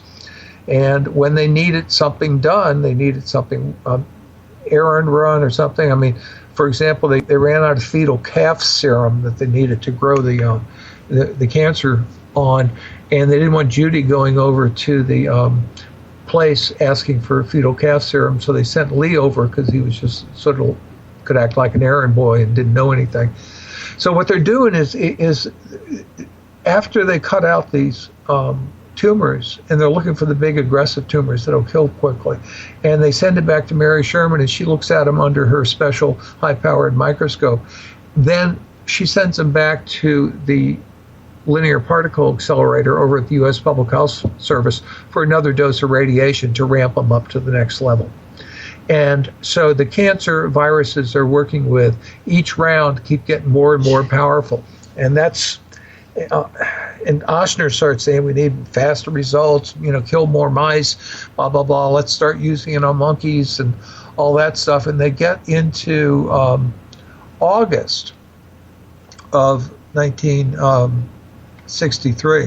What's interesting, on July 26th, Lee Oswald goes and speaks at a conference over in Mobile, Alabama, organized by the Jesuits on the Soviet Union. Well, he comes back from that conference, and on July 29th, he tells Judy, he says, look, Judy, they're asking me to do all this stuff in August to make me look like a communist. He said, they're telling me they're doing this so I can get into Cuba, but I think they're going to kill Castro. Kill Kennedy, and they're setting me up to take the blame. So Judy gets told this on July 29th. So in August, we have all this stuff going on with the so-called street fight with Carlos Bernier on August 9th. That's the day Judy gets fired because she gets seen with Lee that day. Lee's already been fired. August 16th, Lee's out in front of the International Trade Mart handing out leaflets, you know, and then we come to the end of August. They have decided to test the biological weapon on a patient up in Jackson, Louisiana, at this mental hospital. Well, the biggest mental hospital in Louisiana at the time is actually in Mandeville, just outside New Orleans. To get to Jackson, you have to drive 3.5, 4 hours one way to get there, and 3.5, 4 hours back, and you got a couple hours of stuff to do there. So this is not a casual trip. This is something that is very deliberate and very planned. And this is a hospital for the criminally insane. So there's a lot of security around this thing. There's armed guards at the gates and stuff like that. They're checking everybody in and out. And so they've got to figure out how to get the biological weapon into the hospital so that they can inject it into this guy who's been pulled off a death row as a, quote, volunteer for this experiment. So what they decide to do is they have a friend of Lee Oswald and David Ferry, who's got access to this big black Cadillac, drive them up to Jackson, Louisiana. And then what they're going to do is they're going to wait for this van to come from Angola Penitentiary. And when it comes down the highway, they're going to get in line behind the van. So you get this van shows up at this mental hospital and says, Louisiana Department of Corrections and all this stuff, and it's got guys in uniforms driving and all this stuff, and they got this big black Cadillac behind it, and they got an employee from the thing in there, and they wave them all in together. But the only problem is they've got to coordinate this. And Jackson is this little tiny town, so they don't want to wait in Jackson, so they drive down the highway about 12 miles to a place called Clinton, Louisiana. And Clinton is what you call the county seat in most states. It's the parish seat in New Orleans. It's where the courthouse is. And they're going to go wait in front of the courthouse because, lawyers and judges, they'll drive fancy cars like Cadillacs and stuff. And they're going to wait there by the payphone. There are no cell phones in these days. Right. Wait by the payphone. And what's going to happen is somebody is going to call when the van has left. And now they know the van's going to be at this intersection in 30 minutes. They go out and wait at the intersection and go. And they set all this up for August 29th, 1963. But what they forgot to do was read the newspaper, because on August 28th, the day before, Martin Luther King gave his I Have a Dream speech in Washington, D.C. And because of that, the Congress on Racial Equality has scheduled black voter registration drives all over the South. And one of these is going on in Clinton, Louisiana, right in front of the courthouse. So there's this town marshal, his name's John Manchester. He's standing there, he's got the blacks in line with the voter registration thing on one side of the square. He's got all the angry whites with their arms crossed on the other side. He's standing there in the middle, hoping there's not going to be trouble, and into the scene drives this black Cadillac. Hey, Joe, you know who these people are? He gets up and, he said, I'm going to go find out. And he walks over to the Cadillac and pulls his badge and says, may I see your ID, please? And the guy driving the car hands him his driver's license and says, I am Clay Shaw of the International Trade Mart. Out of this black Cadillac, this young white guy jumps out and tries to register with the blacks. He's got a bet with somebody that they'll let him register because he's white, even though he doesn't even live in the area. And he signs in, and his name is Lee Harvey Oswald. So you got Lee Harvey Oswald getting out of Clay Shaw's car in Clinton, Louisiana, right down the road from the mental hospital, and the other passenger of the car has an orange wig and big grease paint eyebrows. That's David. Step into the world of power, loyalty, and luck. I'm gonna make him an offer he can't refuse. With family, cannolis, and spins mean everything. Now, you wanna get mixed up in the family business. Introducing The Godfather at ChumbaCasino.com. Test your luck in the shadowy world of The Godfather slot. Someday, I will call upon you to do a service for me. Play The Godfather now at ChumbaCasino.com. Welcome to the family. No purchase necessary. VGW Group. Void where prohibited by law. 21 plus. Terms and conditions apply. Very. Well, now you have this from police reports, or how do you have that information? The House Select Committee on Assassinations in the 1970s started calling witnesses to come up to Washington and talk to them. One of the people they called was they heard about this Clinton incident, and they called the town marshal up there. And when he got up there, they decided to take his testimony in executive session, meaning secret session, okay? And he told them what I just told you in the 1970s, and they stamped it secret and withheld it from the American people for 16 years until the Oliver Stone movie triggered the JFK Records Act, and it was released. That testimony was released at that time in the 90s. Wow. Good question. Glad you asked it. Oh, sure. So what happens is the phone call finally rings, and, they get the message, and they go out and get on the highway, and they follow the van onto the grounds of the East Louisiana State Mental Hospital. And Ferry goes in and injects the prisoner with the bioweapon to see if it works. In fact, there's probably more than one prisoner getting injected at this point. And then they get in their car and they drive back to New Orleans. I mean, while they're there, Lee does something to... Lee knows he's being set up at this point. And so he's starting to leave what I call a breadcrumb trail about where he is.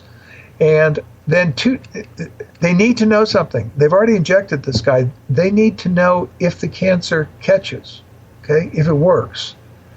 And there's a very special blood test called a blood titration test that only a handful of people in the country in 1963 know how to do.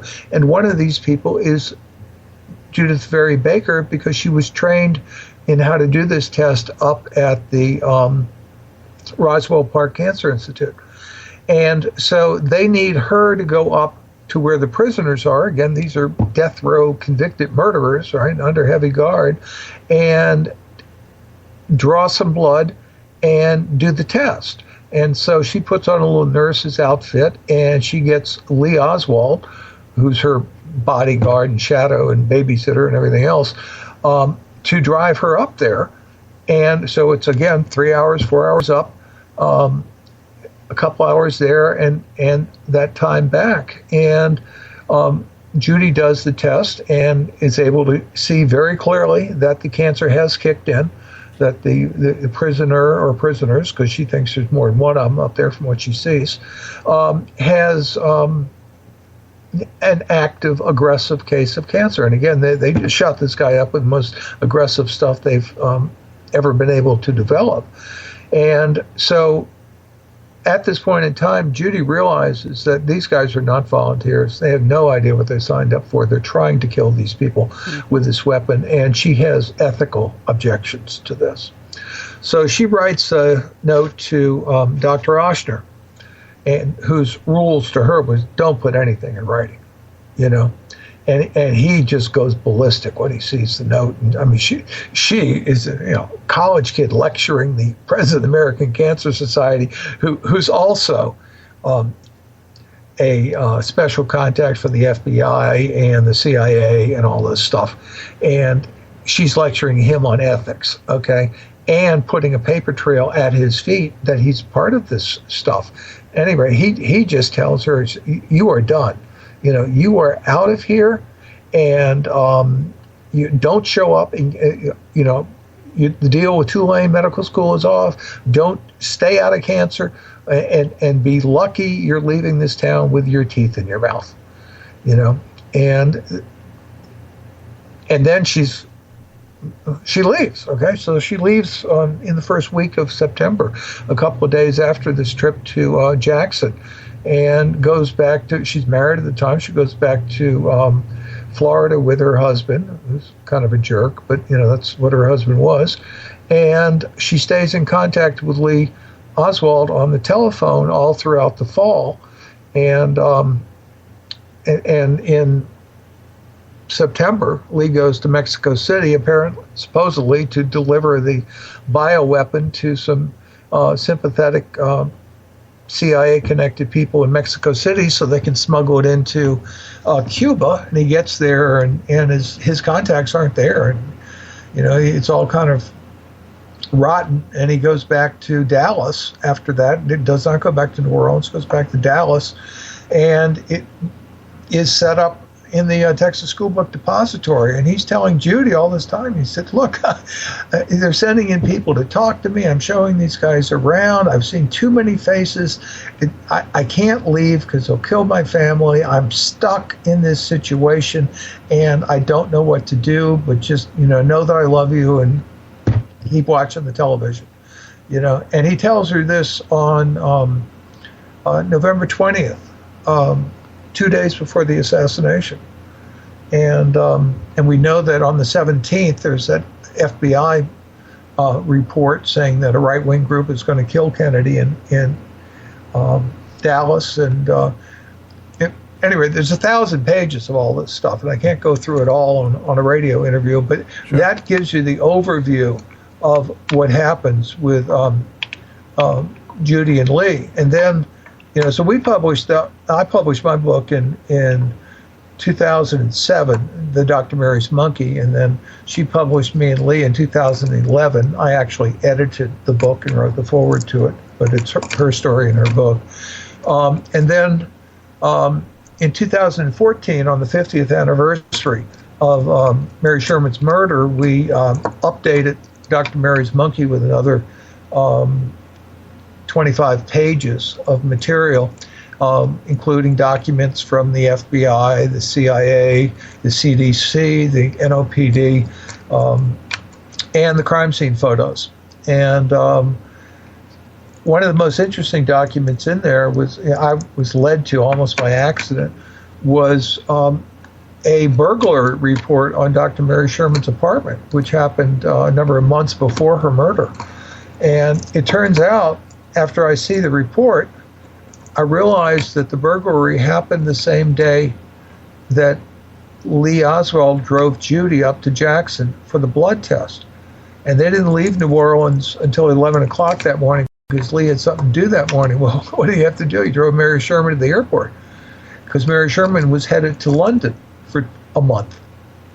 And then that night, that same night, after they get back in town about 10 o'clock, about 11 o'clock, somebody goes into Mary Sherman's apartment and cleans out all the medical equipment. I mean, the police report says they stole $35 of cash and negotiables. They stole a couple $100 worth of furs, and they stole, in modern day numbers, like $12,500 worth of miscellaneous. Right. So I sent Judy an email. I said, Judy, you were in Mary Sherman's apartment. What could have been worth that much money? And she sent me back a list of technical equipment that she had seen, microscopes, devices for handling test tubes and stuff like that, and their current modern day prices, and they added up exactly to $12,500. And so I think what happened that day was Oshner had Mary Sherman's apartment cleaned out because he didn't want any evidence that could connect him to the project left. So that's one of the things. And then we have the CIA Family Jewels document, which is a very interesting document because it's right at the time frame of Dr. Mary's Monkey, 1958 through 1964. And there are 8 jewels in there, things that the CIA did that were either illegal or embarrassing to the CIA. And this was, the Family Jewels name is a internal name. I mean, CIA called it the Family Jewels, not me. And it was an eyes-only memo prepared for the director. There were only 3 people allowed to see it, and they had these 8 jewels listed. Well, in 2007, right when I released my book, General Hayden, who was director of the CIA at the time, said, "Time for the new openness, time to open the kimono. We're going to show you all the nasty secrets of the CIA during that horrible period of time of the Cuban stuff." And here they are, Family Jewels 2 through 7. Well, Family Jewel number 1 is 100% redacted.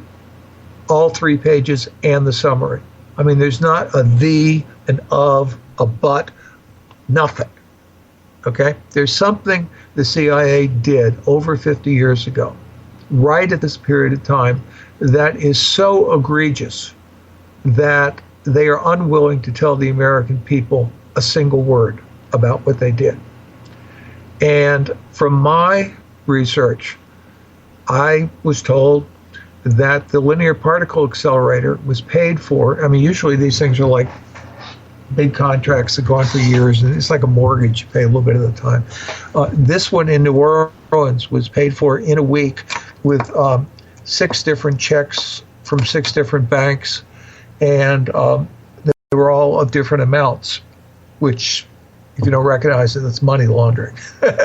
And so my question is, is Jewel 1 that the CIA used its money laundering assets to pay for the linear particle accelerator in New Orleans because the U.S. government had approved and released a polio vaccine that was contaminated with a cancer-causing monkey viruses, and they wanted to mutate some monkey viruses in order to find a vaccine? Well, let me ask you this. Now, the theory is that Lee and Ferry were working on this because they were going to kill Castro with the cancer stuff, right? Yes, well, Lee, one of the things about Lee that's very interesting is Lee grew up in the mafia in New Orleans. And so, I mean, calling him a lone nut is if you skip his mafia contacts and you skip the fact that he was an FBI informant, you skip the fact that he worked for the CIA and Office of Naval Intelligence, he's a lone nut, okay? But that's the whole point of trying to make him a lone nut, is so you can deny all these other associations. And it is well known and well established at this point in time that the CIA was working with the mafia on plans to kill Fidel Castro. And formally, this project was known as Operation Mongoose, but it was set up with the heads of the various mafia families. Lansky was involved. Peter Licavoli was involved. Giancana's people were involved at the time. And even Giancana's biography, written by his son, says they were working on an injectable cancer agent to kill Fidel Castro. And so, and Ferry, of course, was a pilot for the CIA. Lee, Lee says his handler was, and he tells Judy this, was David Adley Phillips, who was a big CIA guy in the assassinations division. And the guy who sets up Mongoose was William King Harvey. So you've got all these CIA contacts to this. Lansky's got $1 million contract out on Castro. The CIA wants Castro dead. And Oswald's one of their guys being part of this project, reporting back on what's going on with it. And so that's how all this happens. And you don't get a prisoner from death row easily. They don't like to let him out, So you've got to have real powerful people pulling the strings on this stuff to make it happen. And, as I say, my book is 400 pages. Judy's book, Me and Lee, is 600 pages. And then there's Chauncey Holt's 700-page book, which I'm working my way through right now, which has even more evidence about all this stuff. And so, I'm happy to give you a little top-line briefing on the internet radio show here, but if you really want to know what's up with all this stuff, you got to read the books. Let me ask you a couple of questions. One is, we can do another hour. If you want to take some phone calls or you want to hang out for a little while and take some calls. And the other question is, and you think about that, let that settle in. And the other question is, now if they had this cancer-causing death injection, why didn't they use that to kill Kennedy? Well, getting to him is pretty difficult. I think they used it to kill Ruby. Yeah, I think so too. And I think they've used it to kill others. But getting to the President of the United States in the White House is tricky. And it's easier to shoot him, Right, and I guess if you went to someone like Johnson and said, hey, we got this shot, give him cancer, blah, blah, blah, a guy like that would kind of say, well, let's shoot him, Yeah, with a deer rifle in the good old-fashioned Texan tradition. Yeah, right. Wear my hat while you're doing it, Oh, boy. What do you think about taking some calls? Well, let's start doing it now. It's late where I am. I'm on the East Coast. Okay, 702-605-4894. I know there's a lot of people in the chat room here on Spreaker. 702-605-4894. Or you can Skype in at ed.opperman and come in here with all your questions here. Now, a lot of people are asking about the formula. Well, what was Mary's formula? What do you mean? Yeah, the formula to cause cancer.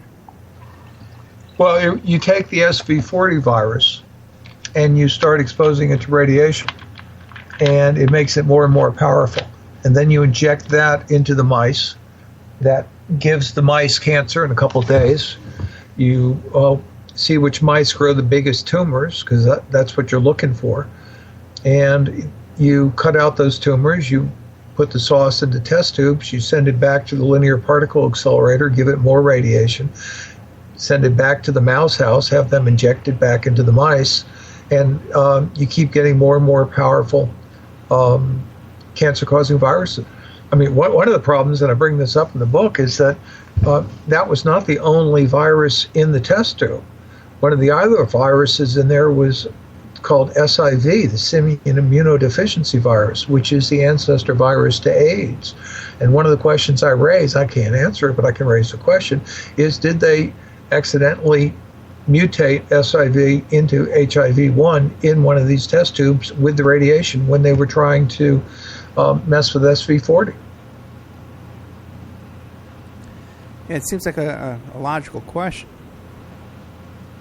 I'm a logical kind of guy. I mean, I don't think the questions have to be convoluted. I think the simpler the questions are and more direct they are, the easier they are to understand, you know? And, you know, the thing is, if you get into the science of HIV and all that stuff, you realize there's a problem with the genetic sequence in there. It's not DNA, it's RNA, but there's a spot on the genetic code where the genes are scrambled. And they don't know what scrambled the genes, and it's not a splice. And you get people who are real experts, and they'll talk to you about it in whispered tones, but they're not getting anywhere near a microphone. Because, you know, if they do, they're going to lose all their funding for their research for the rest of their career. And maybe worse, they may wind up face down in the river somewhere. Now, how about you? I thought because I don't have any credentials. Have you gotten any threats or anything like that, or any kind of intimidation? Nope. Nothing at all? Nope. Not even like a little periphery kind of stuff? Nope. Okay, and you don't have a medical background? Nope. And you learned all this on your own? Yeah, well, I'm pretty well educated. Okay. You know, I was educated by the Jesuits, and I know how to read, and I know how to think, and I have enough initiative to go to the libraries and start doing the research. And now, of course, we have the internet. But, you know, initially, I went to the medical library at the University of Michigan, because I was in Michigan at the time. And then I went out to the medical library at the University of New Mexico when I was out there. And that's where I got all the cancer statistics that are in the book. And, you know, I really just, you know, believe that if you use common sense. Ryan Seacrest here. When you have a busy schedule, it's important to maximize your downtime. One of the best ways to do that is by going to ChumbaCasino.com. Chumba Casino has all your favorite social casino games like spin slots, bingo, and solitaire that you can play for free for a chance to redeem some serious prizes. So hop on to ChumbaCasino.com now and live the Chumba life. Sponsored by Chumba Casino. No purchase necessary. VGW Group. Void where prohibited by law. 21 plus. Terms and conditions apply. I mean, you don't have to be a zoologist to know there's a giraffe in your front yard. Right, okay. And what do you do for a living right now? I'm retired. Okay. And we got a question from the chat room. What does Edward think about California Governor Jerry Brown's signing into law mandatory forced vaccines to kids to go public to school? It makes me cry. Yeah. I think it's insane. You know, I really do. And if you listen to people like Russell Blaylock, and, you know, as an MD, and, you know, people like that about the vaccine safety stuff, you know, and I think it's an absolute insult to American freedom, you know. Yeah, that's true. And so, you know, I could tell you stories about all that, but I just, you know, I think it's the worst thing possible. In fact, I got my checkbook around here. I got to send a check up to the Vaccine Information Center because they're doing so much great work trying to fight it. You know, but it just drives me nuts.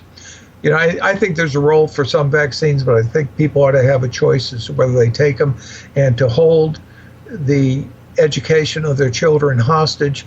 I mean, you know, look at what they did in the 50s. They mandated it without anybody's permission.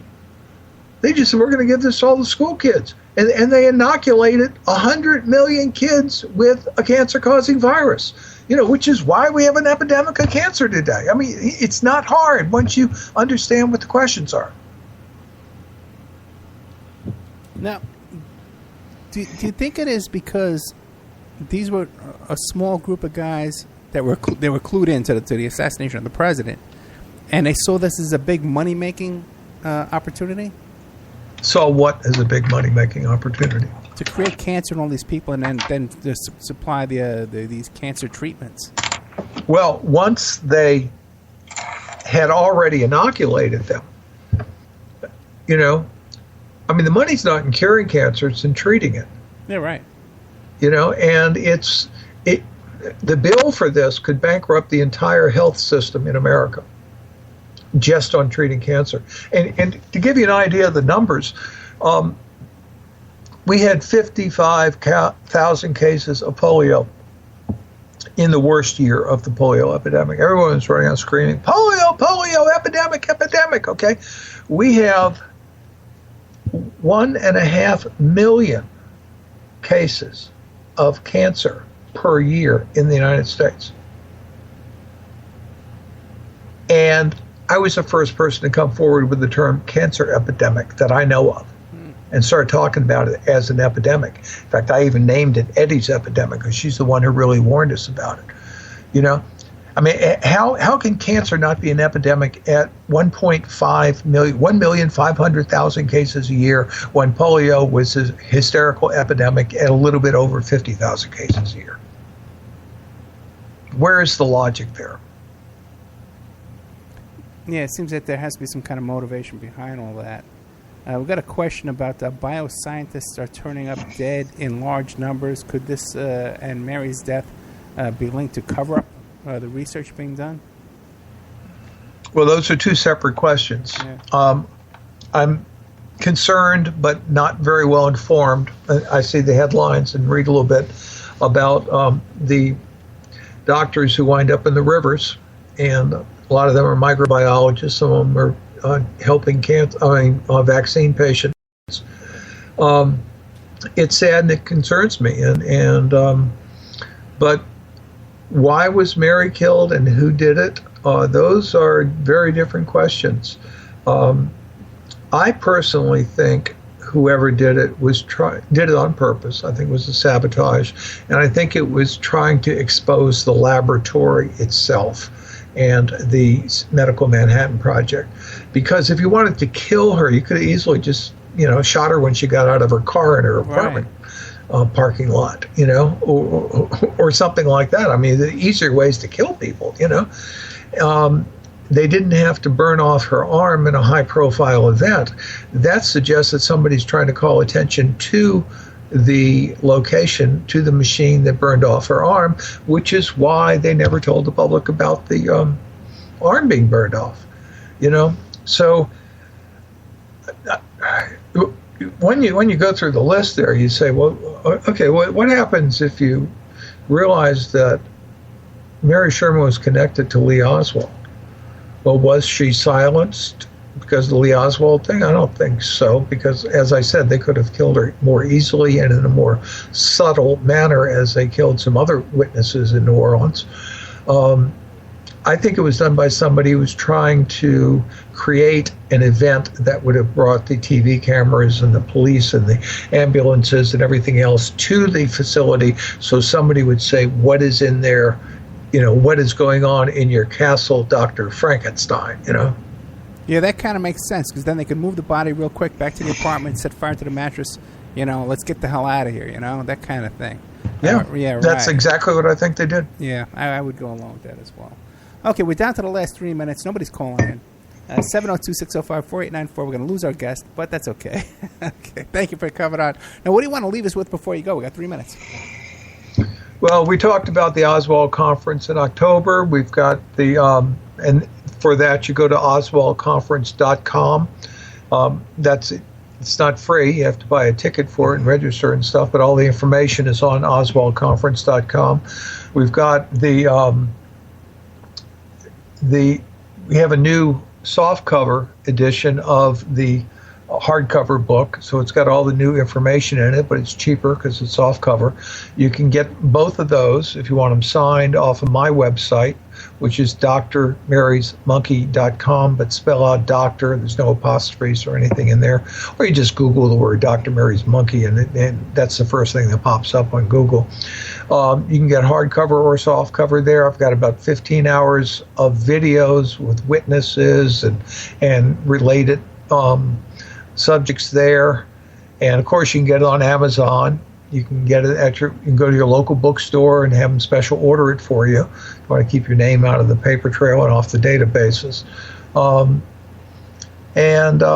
can get it from Trying Day and see their wonderful collection of suppressed books. I mean, all of Trying Day stuff is way too hot for mainstream media, as this story is, Hey, real quick, we got one more question. Was Mary's husband killed or suicided? It's hard to say. We were all told for many years that he committed suicide. And when I talked to Mary's family, I got a different story on it. I was told that he had a severe alcohol problem, and he had abandoned Mary and gone out west to like Washington, Oregon type area, back when it was a little bit wilder than it is today, and never saw him again. But he apparently communicated with some people back there. So the FBI report on it sort of says apparent suicide ? And the family says no, he abandoned her, and also says that he had money and she was basically married him so that he would pay her tuition to get through medical school. Gotcha. Okay, we're going to be dropping a PSN and Talk Superstation. Guys, good night. We'll see you guys next week. Okay? Thank you very much, Ed. Thank you very much, sir. Okay, good night. Good night. Okay, we are still live on awakeradio.us, awakeradio.uk, the whole Awake Radio network of stations. We're also still live on Spreaker.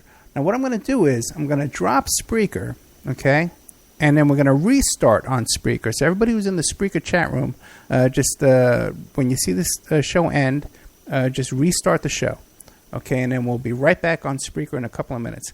And we'll be right back on Awake Network right after these messages.